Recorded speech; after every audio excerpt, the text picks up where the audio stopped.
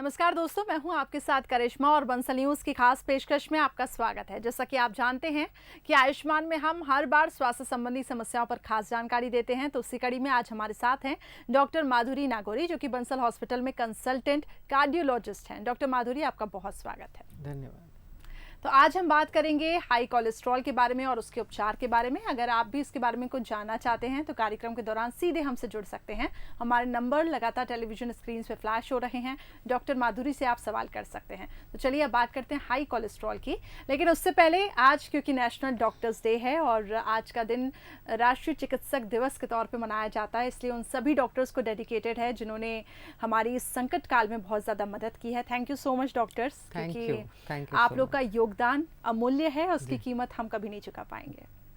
तो चलिए शुरू करते हैं आज की चर्चा का विषय। डॉक्टर माधुरी, सबसे पहले मैं आपसे जानना चाहूंगी कि कोलेस्ट्रॉल आखिर है क्या, ये बताएं। कोलेस्ट्रॉल एक तत्व है जो रक्त में पाया जाता है। सामान्यतः भी यह शरीर में मौजूद होता है और शरीर के काफ़ी कार्यों में इसका एक भागीदारी होती है।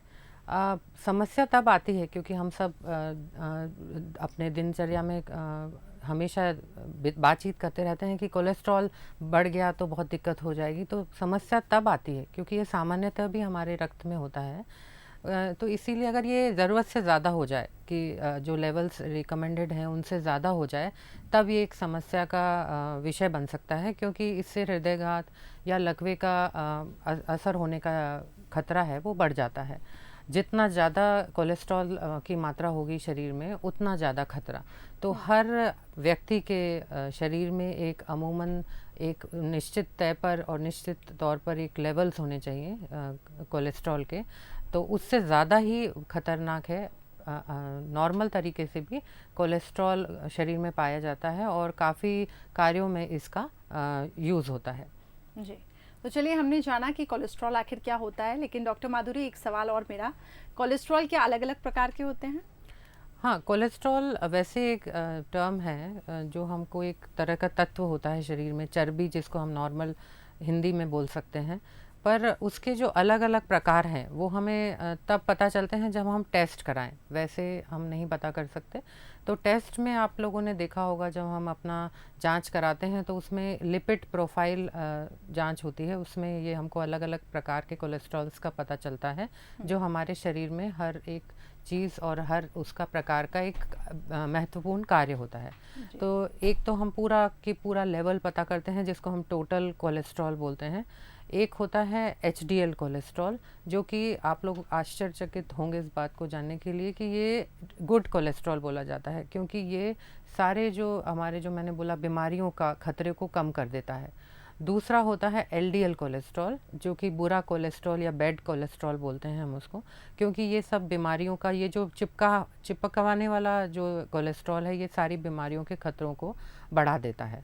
और हम इसी जब हम जांच करते हैं तो ट्राइग्लिसराइड भी एक तरह का तत्व होता है, वो पता कर सकते हैं हम उसमें। फिर हम एक लेवल होता है पता करने के लिए कि नॉन एचडीएल कोलेस्ट्रॉल, जो कि हम निकालते हैं एक फार्मूले से कि टोटल कोलेस्ट्रॉल और एचडीएल कोलेस्ट्रॉल को हम माइनस करते हैं, क्योंकि टोटल जो कोलेस्ट्रॉल होता है उसमें जो गुड कोलेस्ट्रॉल है, अगर हम उसमें माइनस कर दें तो जो संख्या बचती है वो शरीर के लिए खतरनाक हो सकती है, परंतु तभी जब वो एक सामान्य लेवल और सामान्य जो संख्या है उससे ज़्यादा हो जाए।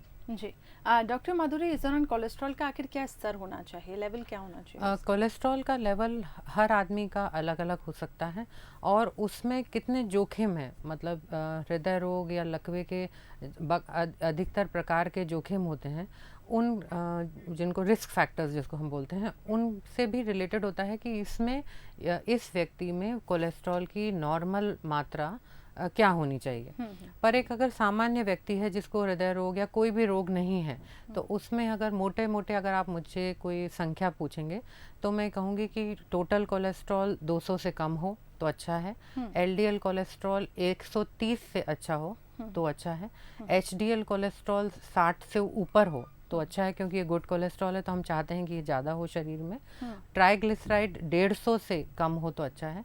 और जो मैंने बताया कि नॉन एचडीएल कोलेस्ट्रॉल जो हम कैलकुलेट करते हैं, जो हम उसको जानते हैं माइनस करने के बाद, तो उसका लेवल 160 से कम हो तो अच्छा है। तो ये संख्या जो है वो सिर्फ एक सामान्य व्यक्ति जिसको कोई बीमारी नहीं है उसके ऊपर लागू होती है। और ये मैं यहाँ पे मैं एक बात बताना चाहूँगी कि ये उम्र के साथ भी बहुत फ़र्क होता है कि लेवल्स जो है वो उम्र के प्रकाश में भी देखना चाहिए कि इस उम्र के आदमी के लिए ये चीज़ नॉर्मल है। जी, तो चलिए लेवल अगर हम देख रहे हैं कोलेस्ट्रॉल का, तो उसमें एज फैक्टर का भी एक बहुत इंपॉर्टेंट रोल है। एक कॉलर फिलहाल हमारे साथ हरजुद्दीन जुड़ चुके हैं। सर, आपका बहुत स्वागत है। क्या जानना चाहते हैं आप? सबसे पहले आपसे रिक्वेस्ट है कि आप अपने टीवी का वॉल्यूम कम कर दें, उसके बाद आप क्वेश्चन कर सकते हैं।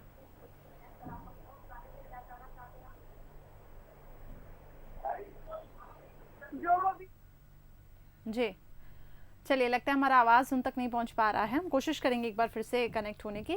डॉक्टर माधुरी, जिस तरीके से हम बात कर रहे थे कोलेस्ट्रॉल की, आपने एज फैक्टर का भी इसमें इंपॉर्टेंट रोल बताया।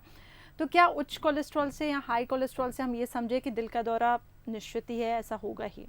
नहीं, वैसे तो हम हमेशा जो हमारे कई बार मरीज़ आते हैं और उनके रिश्तेदार आते हैं तो वही पूछते हैं कि हमारे पिताजी को या हमारे रिश्तेदारों को हाई कोलेस्ट्रॉल नहीं है फिर भी उनको हृदय का दौरा या हार्ट अटैक जिसको बोलते हैं वो क्यों हुआ।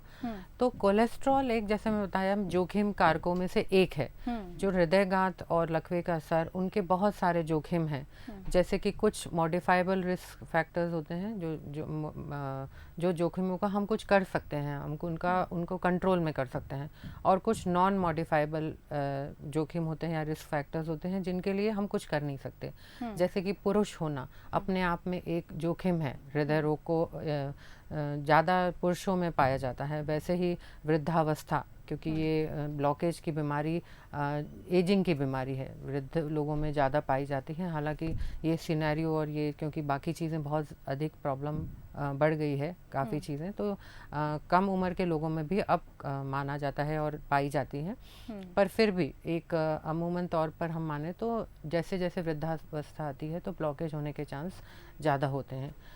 तीसरा जो हम इन उम्र का और हम अपना पुरुष होने का कुछ कर नहीं सकते। वैसे ही हम पारिवारिक, अगर हमारे इतिहास है, फैमिली हिस्ट्री है हार्ट अटैक की या हृदयघात की, तो उसका हम कुछ नहीं कर सकते। तो ये हम इसको बोलते हैं नॉन मॉडिफाइबल रिस्क फैक्टर्स, जिनका हम कुछ कर नहीं सकते।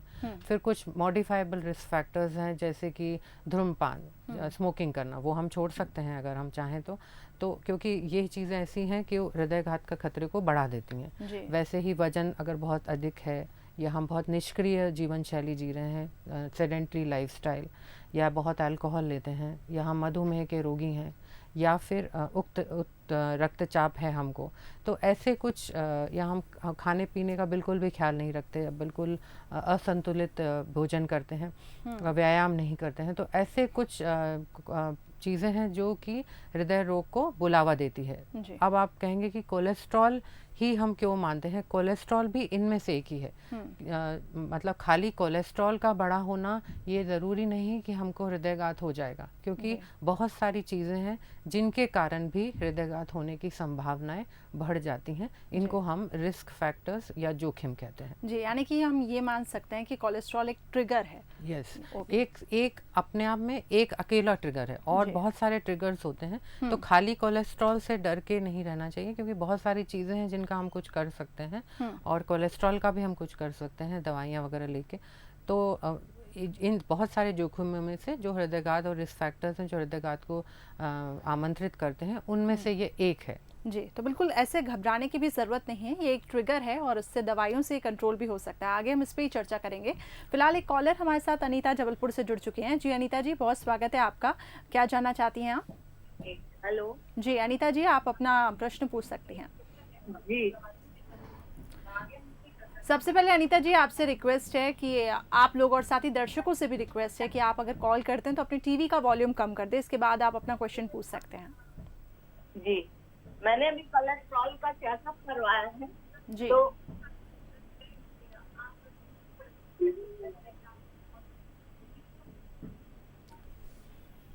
जी अनीता जी, आप अपना क्वेश्चन करिए। अभी कोलेस्ट्रॉल का चेकअप करवाया मैंने, तो कोलेस्ट्रॉल जो है वो 265 निकला हुआ है। ओके। ट्राइग्लिसराइड 565 जी। और कोलेस्ट्रॉल 265। तो उसके साइड इफेक्ट जानना चाह रहे थे हम, और प्रिकॉशन क्या लेने चाहिए। जी साइड इफ़ेक्ट्स में हम बीमारी को आमंत्रित कर रहे हैं क्योंकि आपका कोलेस्ट्रॉल ज़्यादा है। जो जांच हम करवाते हैं उसमें एक रेंज होती है, तो आपने जिस लेबोरेटरी में करवाया है जांच, उसका एक तो रेंज देखिए, वो डेफिनेटली आपका ये जो कोलेस्ट्रॉल लेवल है ये ज़्यादा है अपने जो होना चाहिए उससे। तो ये आमंत्रण हो सकता है कि हम हृदय रोग और लकवे का असर या किसी भी चीज़ बीमारी का, हम बहुत सारी बीमारियां होती हैं जो मैं आगे चर्चा में बताऊंगी कि क्या बीमारियां हो सकती हैं इनसे, तो वो एक आमंत्रण है। तो इसीलिए आप कृपया इस पे ध्यान दें। ज़रूरी हो तो आप अपना उम्र, जैसे आपने नहीं बताई, तो अपने उम्र और बाकी आपके जो आप में जोखिम या रिस्क फैक्टर्स हैं उसके हिसाब से डॉक्टर के पास जाने से वो निश्चित करेंगे कि आपको कितने पावर की दवाई और कितने दिनों तक खानी है। और साथ में आप बहुत सारी चीज़ें और कर सकते हैं, जैसे खाने पीने पे ख्याल और व्यायाम, ताकि आप वो जो रिस्क फैक्टर है वो आपका कम हो जाए। चलिए, बहुत बहुत शुक्रिया अनीता जी, और उम्मीद करती हूँ कि आपको आपके सवाल का जवाब मिल गया होगा, लेकिन आपको डॉक्टर के पास एक बार परामर्श ज़रूर लेना चाहिए। चलिए बढ़ते हैं आगे। नीता हमारे साथ एक कॉलर जुड़ चुके हैं राजस्थान से। नीता जी, बहुत स्वागत है आपका। सबसे पहले तो आप अपनी टीवी का वॉल्यूम कम करिएगा और इसके बाद ही आप सवाल पूछिएगा। हाँ जी। जी नीता जी, आप अपना सवाल पूछिए। मेरे को मैम मतलब कई दिनों से चक्कर आते हैं, जैसे जी चक्कर आते हैं और जैसे घबराहट भी महसूस होती है। कोई कुछ बोलता है तो उसको मतलब जैसे दिल से लगा लेती हूँ, कोई बात होती है तो, और फिर उसको माइंड से निकाल ही नहीं पाती काफी देर। और फिर हाथ पैरों में जिससे झन मतलब ठीक से खड़ा नहीं हो जाता। जी जी जी।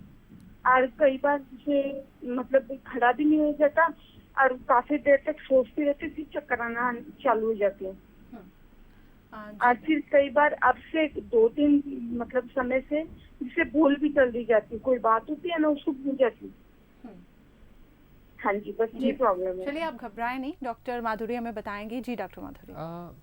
आप एक तो अपना पूरा चेकअप कराएं कि कुछ प्रॉब्लम तो नहीं, क्योंकि कई बार थायराइड की कमी से या शुगर बढ़ने से या कोलेस्ट्रॉल बढ़ने से, बीपी बढ़ने से ऐसा होता है कि हमको समझ नहीं आता कि हमको अच्छा क्यों नहीं लग रहा, पर हमेशा एक बेचैनी बनी रहती है। और बाकी हमको किसी काम में, अगर जैसे आप बता रहे हैं कि आप भूल जाते हैं, तो ब्लड प्रेशर बढ़ा होना भी एक कई बार कारण होता है। हम स्पेशली जब एज ज़्यादा होने लगे तो बीपी अगर बहुत दिनों तक रहे तो ये समस्या आ सकती है और अंदर अंदर बेचैनी रहेगी। तो एक तो मैं आप चाहूँगी कि आप किसी डॉक्टर के पास जाएं और अपना चेकअप कराएं, और आवश्यक होगा तो वो ज़रूर कोलेस्ट्रॉल भी उसमें देख लेंगे जांच करा के कि वो भी तो नहीं बढ़ा।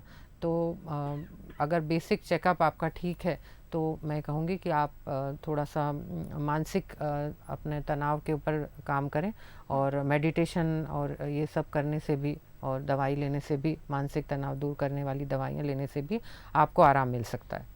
चलिए, बहुत बहुत शुक्रिया नीता जी हमारे साथ जुड़ने के लिए, क्योंकि ये डॉक्टर माधुरी ऐसे प्रश्न हैं कि बगैर डायग्नोसिस के हम एक राय नहीं दे सकते, एक सुझाव नहीं दे सकते। इसलिए बहुत ज़रूरी है कि हम सिर्फ आप लोग को एक सुझाव ज़रूर दे सकते हैं, लेकिन आप अपने डॉक्टर्स के साथ प्लीज़ इसको कंसल्ट करें। अगर आप यहाँ बंसल हॉस्पिटल में ट्रीटमेंट करवाना चाहते हैं तो आप वहाँ पर भी करवा सकते हैं। साथ ही आसपास आपके जो भी हॉस्पिटल हों, जो भी प्राइवेट डॉक्टर्स हों, वहाँ पर जाके आप एक बार राय ज़रूर लें। चलिए बढ़ते हैं आगे। डॉक्टर माधुरी, ये बताएं कि कोलेस्ट्रॉल कम करने को लेकर हम उसका जिक्र कर रहे थे, आखिर कौन कौन सी दवाइयाँ होती हैं, कौन कौन सी दवाई लेनी चाहिए? एक तो दवाई होती हैं 3-4 प्रकार की। मेनली तो हम स्टैटिन नाम की दवाइयाँ होती है, ग्रुप है दवाइयों का, समूह है जिसमें अलग अलग तरह की गोलियाँ होती हैं और दवाइयाँ होती हैं। तो सबसे ज़्यादा यूज़ होने वाली और काम करने वाली और बहुत ज़्यादा अच्छे से काम करने वाली दवाइयों में से है तो वो स्टैटिन अधिकतर डॉक्टर प्रिस्क्राइब करते हैं। स्पेशली जो ट्राइग्लिसराइड लेवल है उसके लिए अगर हम देखें तो ट्राइग्लिसराइड लेवल कुछ हद तक तो स्टैटिन नामक दवाइयों से कम हो जाता है, पर कुछ अगर लेवल बहुत ही अधिक है तो हमको कुछ और तरह की दवाइयाँ हैं जिसमें कि फाइब्रेट्स हैं, निकोटिनिक एसिड है या फ़िश ऑयल, वो भी ट्राइग्लिसराइड को कम करता है। तो वो दवाइयों पे डॉक्टर आपको रखते हैं ताकि आपका कोलेस्ट्रॉल कम हो। इस बार यहाँ मैं एक और चीज़ बताना चाहूँगी कि हर बढ़ा हुआ कोलेस्ट्रॉल का इलाज ज़रूरी नहीं दवाइयों द्वारा। डॉक्टर आपका जो जोखिम है वो मापते हुए ही आपको दवाइयाँ बताएंगे, या फिर नहीं बताएंगे और कहेंगे कि आप अपना जीवन शैली में सुधार करके भी कोशिश कीजिए कि आपका, क्योंकि जोखिम नहीं है, बाकी आपको कोई भी अधिक परेशानी नहीं है, खाली कोलेस्ट्रॉल बढ़ा है, तो हम थोड़े दिन बिना दवाई के ही कोलेस्ट्रॉल कम करने की कोशिश करें। तो ज़रूरी नहीं है कि हर बढ़े हुए कोलेस्ट्रॉल को दवाई द्वारा ही इलाज किया जाए। वो डॉक्टर मापता है कि आप में हृदय रोग या फिर अन्य तरह के रोगों होने का कितना जोखिम है, तभी उसका इलाज किया जाता है। चलिए, तो ये हमने जाना कि किस तरीके से इसका इलाज किया जाता है और किन किन दवाइयों के माध्यम से। अब ये जानते हैं कि क्या बगैर दवाइयों से, जिस तरीके से डॉक्टर माधुरी इसका जिक्र कर रही हैं, इसको क्या कम किया जा सकता है? बिल्कुल कम तो किया जा सकता है, पर जो लेवल हमारा जो दवाइयाँ हैं, क्योंकि वो इतनी अधिक शक्तिशाली जिसे कहना चाहिए होती हैं, तो तुरंत कोलेस्ट्रॉल की मात्रा कम कर सकती हैं। पर अगर जिसका बहुत ज़्यादा प्रॉब्लम नहीं है जिसको, तो हम जीवन शैली से ही कोशिश करते हैं करने की, जैसे कि धूम्रपान रोकें और व्यायाम करें, अपना नियमित जो है व्यायाम एक एक्सरसाइज प्रोग्राम में जाएं और संतुलित भोजन करें, जिसमें कि वसा कम हो, तला हुआ कम हो, चीज़, इन सब चीज़ों में बहुत ज़्यादा कोलेस्ट्रॉल होता है, तो ये सब ना लें और अपना मधुमेह को कंट्रोल में रखें और अल्कोहल को कम करें। जैसे कि मेल्स में, पुरुषों में 2 पैग रोज़, 2 ड्रिंक्स रोज़, और महिलाओं में 1 ड्रिंक रोज़ तक हम अगर पीना चाहें मरीज़ तो पी सकते हैं। अदरवाइज़ ये भी ना पिए तो बहुत ही अच्छी बात है। मैं ये नहीं रिकमेंड करूँगी कि जो नहीं पीते वो उसको लें, पर इलाज के लिए, पर अगर जो पीते हैं तो उसकी मात्रा को कम रखें। चलिए, तो यानी कि लिमिट आप उसकी कम कर सकते हैं। चलिए, एक कॉलर हमारे साथ जुड़ चुके हैं, कृष्णा हमारे साथ धार से जुड़े हुए हैं। जी कृष्णा जी, बहुत स्वागत है आपका, आप अपने सवाल पूछ सकते हैं। मैम, ये नाइट के समय मेरे को अधिकतर चक्कर बहुत आते हैं। जी, डॉक्टर साहब ने बताया था, डॉक्टर साहब को दिखाया भी था हमने, तो बताया था आपका बीपी बढ़ा हुआ है, कभी लो हो जाता है, फेट बढ़ा हुआ है। तो इसकी थोड़ा जानकारी चाहिए थी कि किस कारण से हो रहा है ऐसा। जी डॉक्टर माधुरी। तो बीपी का इलाज अगर आप ले रहे हैं और अगर बीपी कंट्रोल में है, तो चक्कर आने बंद हो जाने चाहिए। अगर आपका उनको लगता है कि आपका ब्लड प्रेशर है वो चक्करों का कारण है, पर अगर सिर्फ रात में आ रहे हैं तो ये कारण मुझे कुछ ठीक नहीं लग रहा, क्योंकि ब्लड प्रेशर हमेशा रात में, अगर हमारा नॉर्मल है शरीर, तो ब्लड प्रेशर रात में नॉर्मली तरीके से कम होता है और दिन में बढ़ता है। तो नॉर्मल अगर शरीर में ब्लड प्रेशर कम हो रहा है तो चक्कर आना दिन में ज़्यादा हम सोचते हैं कि आपको है, तो आप अपना और जांच कराएं। शायद दिमाग में भी कुछ अगर प्रॉब्लम हो, न्यूरोलॉजिकल प्रॉब्लम के कारण भी चक्कर आते हैं, हार्ट के कारण भी चक्कर आते हैं, और मैं सलाह दूंगी कि ईसीजी करवाएं।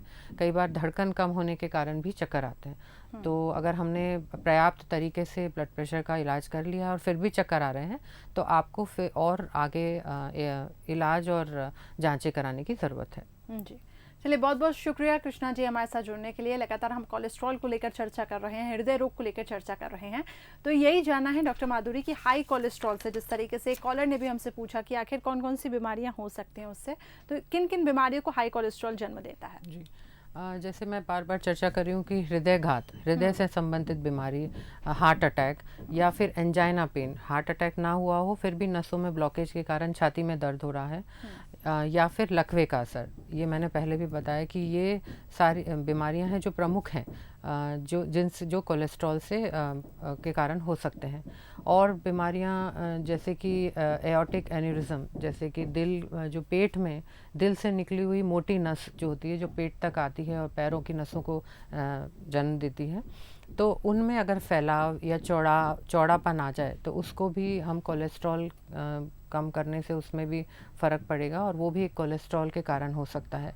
या फिर ब्लॉकेज जो है वो हमारे पैरों और हाथों की नसों में भी हो सकते हैं, तो उसमें क्या होता है कि मरीज़ चलता है और उसको रुकना पड़ता है क्योंकि पैरों में दर्द होता है, छाती में दर्द ना होके पैरों में दर्द होता है, तो हम इसको बोलते हैं इंटरमिटेंट क्लॉडिकेशन, कि पैरों की नसों में अगर ब्लॉकेज हो तो क्योंकि नसें खून नहीं पहुंचा पाती और पैर के जो मांसपेशियां हैं उनमें दर्द होने लगता है और मरीज़ को रुकना पड़ता है। तो ये कुछ एक बीमारी है जो कि कोलेस्ट्रॉल बढ़ने के कारण हो सकती है। चलिए, तो ये हमने जाना कि कौन कौन सी बीमारियां हैं जो कोलेस्ट्रॉल बढ़ने के कारण और साथ ही हृदय घात को जो निमंत्रण देती है।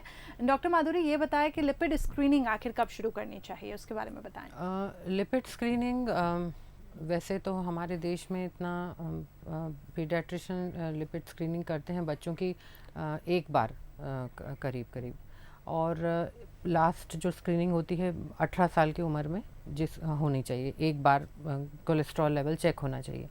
उसके बाद जो व्यक्ति है उसमें बाकी जोखिमों को देखकर अगर हम स्क्रीनिंग बोलें कि मतलब रेगुलर इंटरवल पे, मतलब हर कुछ दिनों में अगर हम वो जांच करवाना चाहें, तो एक पुरुष है वो उसको 35 साल की उम्र में ये जांच करा लेना चाहिए और एक महिला को सामान्यतः 45 साल की उम्र से ये जांच कराना शुरू करना चाहिए, अगर उसमें और कोई हमारा कोई और रिस्क फैक्टर नहीं है। अगर रिस्क फैक्टर है तो ये उम्र थोड़ी कम होती है, पुरुषों में 25 से 30 साल की उम्र और महिलाओं में ये उम्र होगी 30 से 35 साल। फिर हम हर 3 से 5 साल के बीच में, डिपेंड करता है कि पहला आपका कोलेस्ट्रॉल लेवल क्या था, उसके हिसाब से हम उसको रिपीट कर सकते हैं।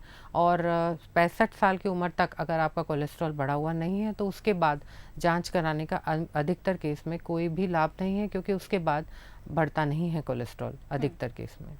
चलिए, तो फिर ये हमने जाना कि लिपिड स्क्रीनिंग आखिर कब शुरू करनी चाहिए। एक कॉलर हमारे साथ दुधावर जुड़ चुके हैं बड़वानी से। जी सर, आपका बहुत स्वागत है, क्या जानना चाहते हैं आप?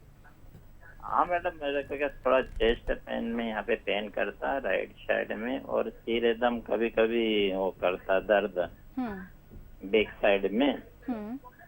आपकी उम्र क्या है? उम्र 36। जी डॉक्टर माधुरी, आपने अपनी जांच करवाई है कोई क्योंकि राइट साइड में पेन हार्ट के कारण भी हो सकता है, आप जैसे बोल रहे हैं, तो आपको पूरी हार्ट की, अपने हृदय की जांच कराने की आवश्यकता है, जिसमें ईसीजी, इको और टीएमटी आजकल कुछ बेसिक टेस्ट हैं जो पहले करवाना चाहिए, और खून की जांचें जिसमें शुगर, लिपिड प्रोफाइल और किडनी की जांचें और हीमोग्लोबिन की जांच, ताकि कोई भी कारण से अगर आपको दर्द हो रहा है तो वो सामने आ जाएगा।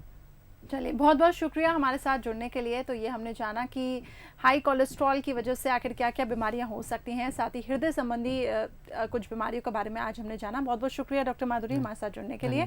तो इसी के साथ हमारी इस खास पेशकश में फिलहाल इतना ही। कल फिर हाजिर होंगे एक नई स्वास्थ्य संबंधी समस्या को लेकर, साथ ही आपको बताएंगे उसके उपाय। फिलहाल मुझे दीजिए इजाजत, नमस्कार।